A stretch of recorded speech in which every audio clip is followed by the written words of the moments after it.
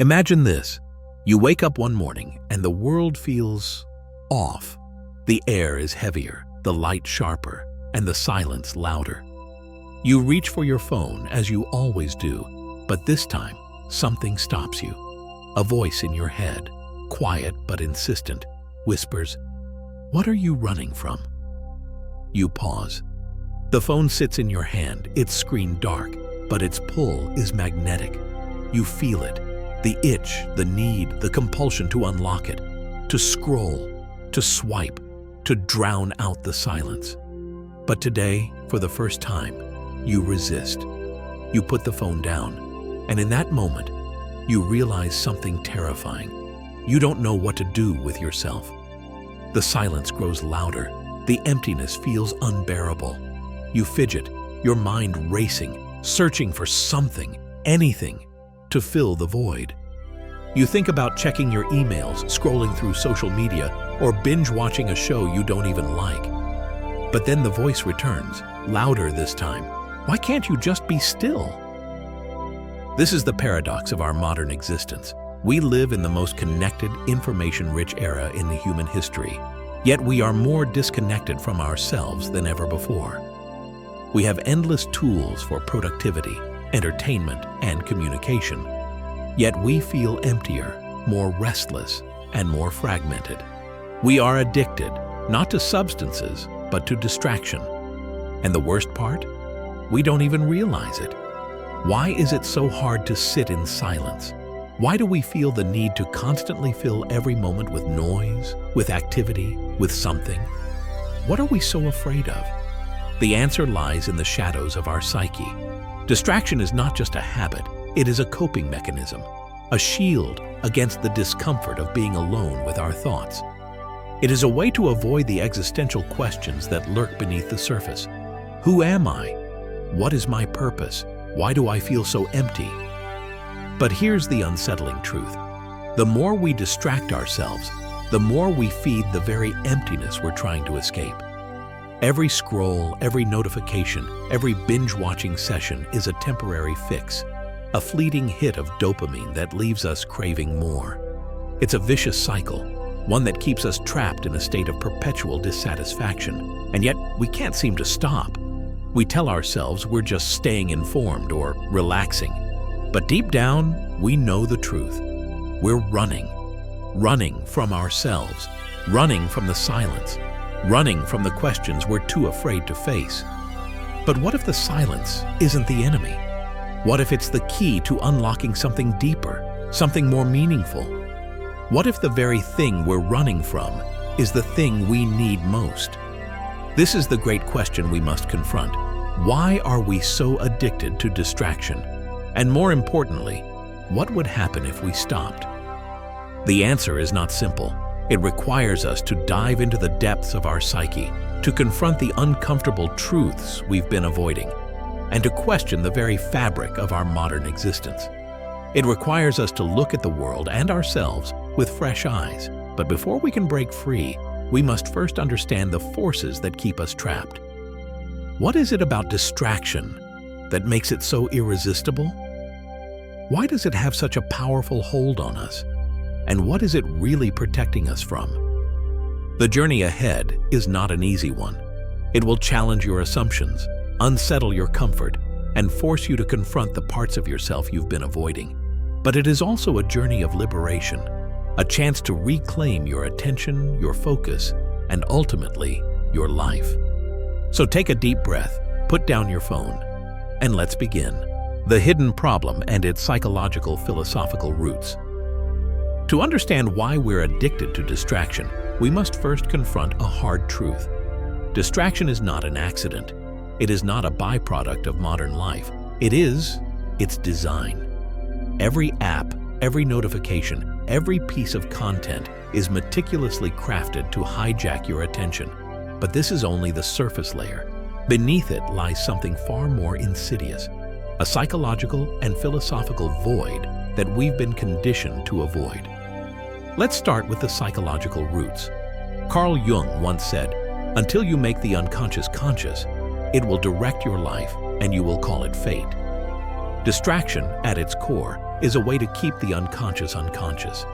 It is a barrier between us and the parts of ourselves we're too afraid to face. Our fears, our regrets, our unmet desires, our existential dread. Think about it. When was the last time you sat in complete silence without any external stimulation? For most of us, the very idea is uncomfortable. Silence forces us to confront the noise within, the thoughts we've been suppressing, the emotions we've been numbing. And so we reach for our phones, turn on the TV, or dive into work, not because we want to, but because we're afraid of what we might find if we stop. This fear is not irrational. The human mind is a labyrinth of contradictions. It houses both our greatest potential and our deepest wounds. To sit in silence is to risk encountering the shadow, the part of ourselves we've disowned, the part we've labeled as bad or unacceptable. But here's the paradox. The more we avoid the shadow, the more power it has over us. It manifests as anxiety, restlessness, and a constant need for distraction. Now, let's delve into the philosophical roots. Friedrich Nietzsche famously declared, "He who has a why to bear can bear almost any how." But what happens when we lose our why? When we no longer have a clear sense of purpose or meaning? This is the crisis of modernity. We live in a world that values productivity over purpose, consumption over creation, and distraction over depth.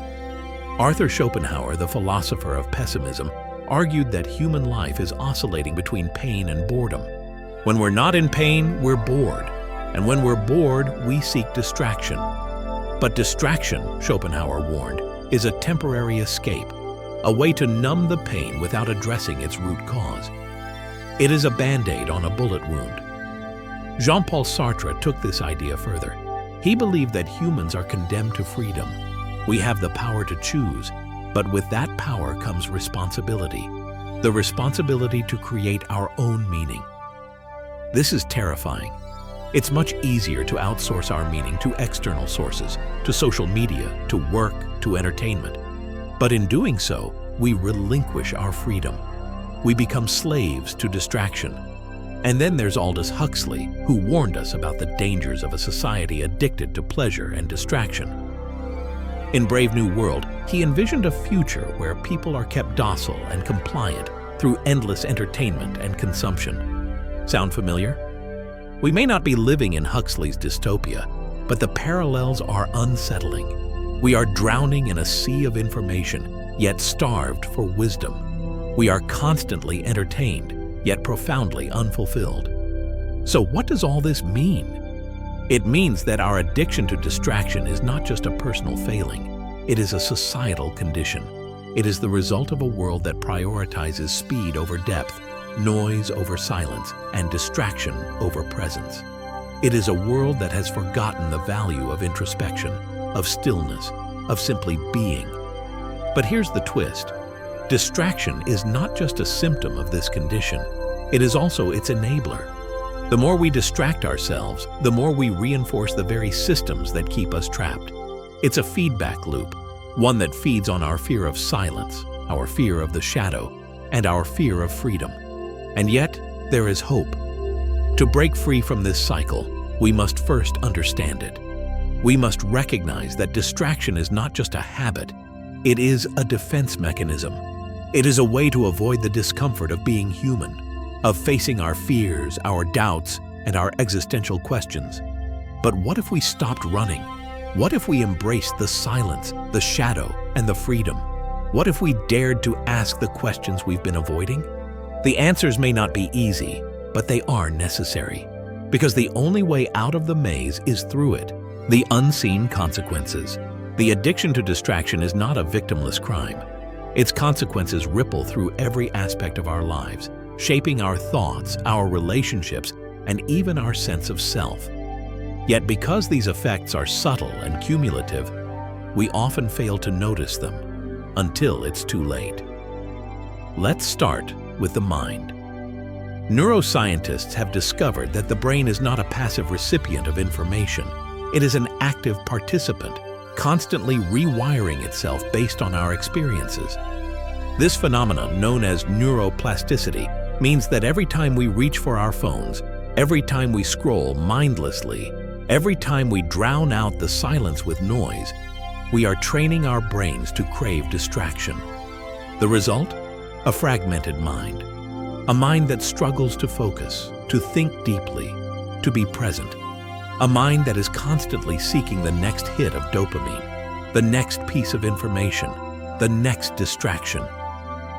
This is not just an inconvenience, it is a crisis.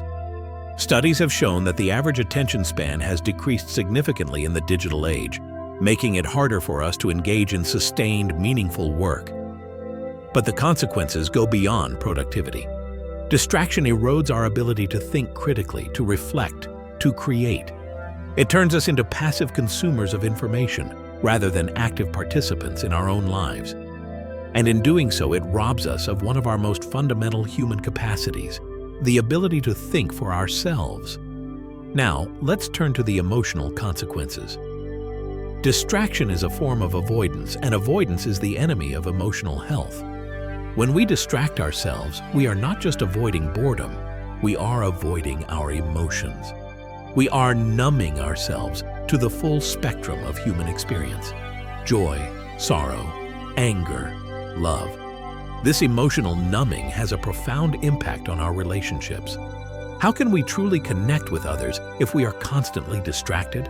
How can we be present for our loved ones if we are always half listening, half scrolling, half there? The result is a world of shallow connections, of missed opportunities for intimacy, of loneliness in the midst of constant connectivity. And then there's the existential cost. Distraction keeps us from confronting the big questions, the questions that give life meaning. Who am I? What do I want? What is my purpose? These are not easy questions to answer, but they are essential. Without them, we drift through life, unmoored and unfulfilled. But perhaps the most insidious consequence of distraction is its impact on our sense of self. In a world of constant noise, it's easy to lose touch with who we are. We become defined by our distractions, by the shows we watch, the posts we like, the trends we follow. We become a collection of preferences and habits rather than a coherent, authentic self. This fragmentation of identity is not just a personal tragedy, it is a societal one. When we lose touch with ourselves, we become easier to manipulate.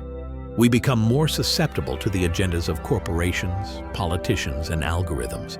We become less capable of critical thinking, of independent action, of meaningful change.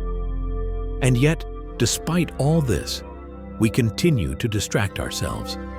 Why? Because distraction is comfortable, it's easy, it's familiar. It's a way to avoid the discomfort of being human, of facing our fears, our doubts, and our existential questions. But here's the thing: the more we distract ourselves, the more we feed the very emptiness we're trying to escape. Every scroll, every notification, every binge-watching session is a temporary fix, a fleeting hit of dopamine that leaves us craving more. It's a vicious cycle, one that keeps us trapped in a state of perpetual dissatisfaction. So what's the alternative? What would happen if we stopped distracting ourselves? If we faced the silence, the shadow, and the freedom? The answer is not easy, but it is necessary. Because the only way out of the maze is through it. The rebellion. How to break free. Breaking free from the addiction to distraction is not about willpower or discipline. It's about rebellion, a radical shift in perspective that challenges everything we've been taught about how to live. It's about reclaiming our attention, our focus, and ultimately, our humanity. The first step in this rebellion is to recognize that distraction is not a neutral force. It is a tool used by corporations, algorithms, and societal systems to keep us docile, compliant, and consuming. Every time we pick up our phones, every time we scroll mindlessly, every time we drown out the silence with noise, we are participating in a system that profits from our distraction. But here's the good news. We have the power to opt out. We can choose to rebel.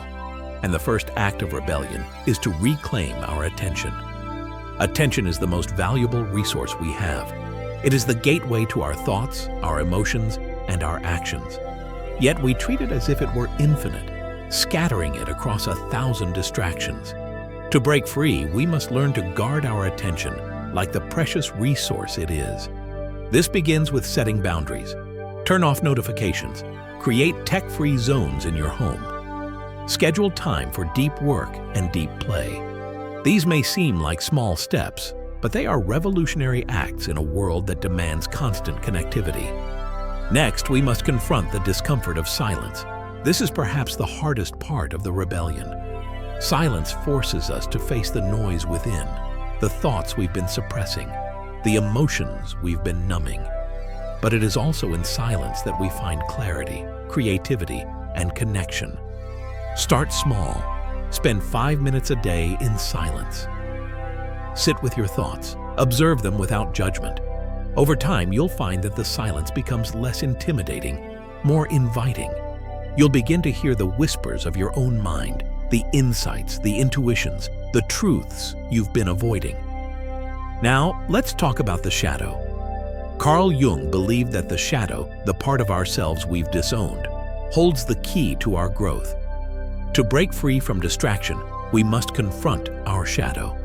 We must face the fears, the doubts, and the insecurities that drive us to distraction. This is not easy work. It requires courage, honesty, and self-compassion. But the rewards are immense. When we integrate our shadow, we become more whole, more authentic, more alive. We no longer need to distract ourselves because we are no longer running from ourselves. And then there's the question of purpose. Viktor Frankl, a Holocaust survivor and psychiatrist, argued that the search for meaning is the primary motivation in human life. Without meaning, we are adrift, vulnerable to distraction and despair. To break free from distraction, we must find our why. What gives your life meaning? What are you passionate about? What legacy do you want to leave behind? These are not easy questions to answer, but they are essential. Without a sense of purpose, we are like ships without a rudder, tossed about by the waves of distraction. Finally, we must cultivate presence. Presence is the antidote to distraction. It is the ability to be fully here, fully now, fully engaged with the present moment. Presence is not something we can achieve through force or effort. It is a state of being, a state that arises when we let go of the need to control, to achieve, to distract. It is a state that arises when we embrace the fullness of life, the joy, the sorrow, the beauty, the pain. So, how do we cultivate presence? Start by slowing down. Pay attention to the small moments, the taste of your food, the feel of the wind on your skin, the sound of a loved one's voice. Practice mindfulness. Meditate. Breathe. These practices may seem simple, but they are profoundly transformative. They reconnect us with the present moment, with ourselves, and with each other. They remind us that life is not something to be consumed, it is something to be lived. Breaking free from distraction is not a one-time event, it is a lifelong journey. It requires vigilance, courage, and a willingness to confront the uncomfortable. But it is also a journey of liberation, a chance to reclaim our attention, our focus, and ultimately, our lives. So, take a deep breath, put down your phone, and begin the rebellion. The ultimate truth, the final, most powerful realization. The ultimate truth about our addiction to distraction is this: it is not just a habit or a coping mechanism. It is a mirror, a reflection of our deepest fears, our unmet desires, and our existential longing. To break free from distraction is not just to reclaim our attention, it is to reclaim our humanity. Here's the final, most powerful realization. Distraction is a symptom of a deeper disconnection, a disconnection from ourselves, from each other, and from the world around us. Let's start with the disconnection from ourselves. In a world that values productivity over presence, achievement over authenticity, we have become strangers to ourselves. We no longer know who we are, what we want, or why we're here. We have become so focused on the external, on the next goal, the next milestone, the next distraction, that we have lost touch with the internal. But here's the paradox. The more we disconnect from ourselves, the more we crave connection. We scroll through social media, seeking validation. We binge-watch shows, seeking escape. We fill our lives with noise, seeking solace. But none of it works, because the connection we're seeking is not out there, it's in here. The first step to reconnecting with ourselves is to embrace the silence. Silence is not the absence of sound, it is the presence of ourselves. It is in silence that we hear the whispers of our own mind, the insights, the intuitions, the truths we've been avoiding. It is in silence that we find clarity, creativity, and connection. But silence is not enough. We must also confront the shadow, the part of ourselves we've disowned. The shadow is not our enemy, it is our teacher. It holds the key to our growth, our authenticity, our wholeness. When we integrate the shadow, we become more fully ourselves. We no longer need to distract ourselves because we are no longer running from ourselves. Now let's talk about the disconnection from each other. In a world of constant connectivity, we have never been more alone. We have thousands of friends on social media, but few real connections. We have endless opportunities for communication, but little meaningful conversation. This disconnection is not just a personal tragedy, it is a societal one. When we lose touch with each other, we lose touch with our humanity. We become isolated, fragmented, and vulnerable to manipulation. To reconnect with each other, we must cultivate presence. Presence is the ability to be fully here, fully now, fully engaged with the person in front of us. It is the ability to listen, not just with our ears, but with our hearts. It is the ability to see, not just with our eyes, but with our souls. Presence is not something we can achieve through force or effort. It is a state of being, a state that arises when we let go of the need to control, to achieve, to distract. It is a state that arises when we embrace the fullness of life, the joy, the sorrow, the beauty, the pain. And then there's the disconnection from the world around us. In a world of constant distraction, we have become disconnected from the natural world, from the rhythms of the seasons, the beauty of the earth, the wisdom of the wild. This disconnection is not just an environmental issue, it is a spiritual one. When we lose touch with the natural world, we lose touch with our own nature. We become alienated, restless, and unfulfilled. To reconnect with the world around us, we must cultivate awe. Awe is the feeling of being in the presence of something greater than ourselves. It is the feeling of wonder, of reverence, of humility. Awe is not something we can manufacture. It is something we must allow. It arises when we slow down, when we pay attention, when we open ourselves to the beauty and mystery of the world. It arises when we stand under a starry sky, when we walk through a forest, when we watch the sunrise. So, what does all this mean? It means that breaking free from distraction is not just about reclaiming our attention. It is about reclaiming our humanity. It is about reconnecting with ourselves, with each other, and with the world around us. But here's the final, most powerful realization. The antidote to distraction is not more focus, more productivity, or more control. It is more connection, connection with ourselves, with each other, and with the world around us. This is the ultimate truth. Distraction is not the problem, it is the symptom. The problem is disconnection, and the solution is connection. So take a deep breath, put down your phone, and begin the journey of reconnection.